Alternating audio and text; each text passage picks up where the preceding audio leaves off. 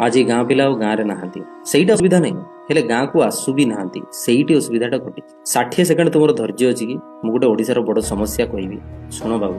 ଯଦି ତୁମେ ଛୋଟ କି ବଡ଼ ଚାକିରିଟା କଲ ବୋଲି ଗାଁକୁ କାଁ ଭାଁ ଆସିବ ବା ଆସିବ ନାହିଁ, ତାହେଲେ ଶେଷରେ ତୁମେ ଦୋଷୀ ହିଁ ମରିବ। କେମିତି?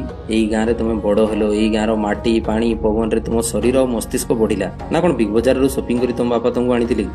ତେବେ ସେଇ ଶରୀର ଓ ମସ୍ତିଷ୍କ ଏବେ ତମ ଗାଁ ପାଇଁ ଲାଗିବ ନାହିଁ କ'ଣ ପାଇଁ? ତୁମେ ସେଇ ଗାଁରେ କେତେ ମଳତ୍ୟାଗ କରିଛ, କେତେ ପରିବେଶ ବ୍ୟବହାର କରିଛ, ନଷ୍ଟ ବି କରିଛ ପରିବେଶ, ତାର ଋଣ ସୁଝିବ କିଏ? ତେଣୁ ବାବୁ, ଗାଁର କମିଟିରେ ସାମିଲ ହୁଅ, ଗାଁ ପୂଜାରେ ଟିକେ ପଇସା ଦିଅ ଓ ଯୋଗ ଦିଅ, ଆଉ ଶେଷରେ ଘୋଡ଼ା ଗାଡ଼ି ଘର ଯାହା ବି ସାମର୍ଥ୍ୟ ଅଛି ଗାଁରେ କର। କାହିଁକି ନା ତୁମଠାରୁ ଇନ୍ସପାୟାର ହେଇ ନବ ଯୁବପିଢ଼ି ଉନ୍ନତମୁଖର ହୋଇ ଉଠିବେ। ନହେଲେ ସେମାନେ ସେଇ ଲୁଙ୍ଗି ପିନ୍ଧି ଆମ୍ବ ତୋଟାରେ ତାସ ଖେଳିବେ ଆଉ ସନ୍ଧ୍ୟାରେ ଚିଲମଟା କାଟିବେ। ଆଉ ସେସବୁ ପାଇଁ ବି ପ୍ରବାସୀ ଦାୟୀ, କାହିଁକି ନା ଆମେ ତ କେବେ ତାଙ୍କୁ ବୁଝିବାକୁ ଚେଷ୍ଟା ବି କରିନେ ନା। ତେବେ ଖରାପ ହେଲେ କାହିଁକି କହିବା ତାଙ୍କୁ? ସେମାନେ ଆମ ନିଜ ଭାଇ ଭଉଣୀ ଭଳି। କେବେ ତମେ ବି ଗାଁରେ ନଙ୍ଗଳା ବୁଲୁଥିଲ କାଳିଆ ଭୂତ ହୋଇ?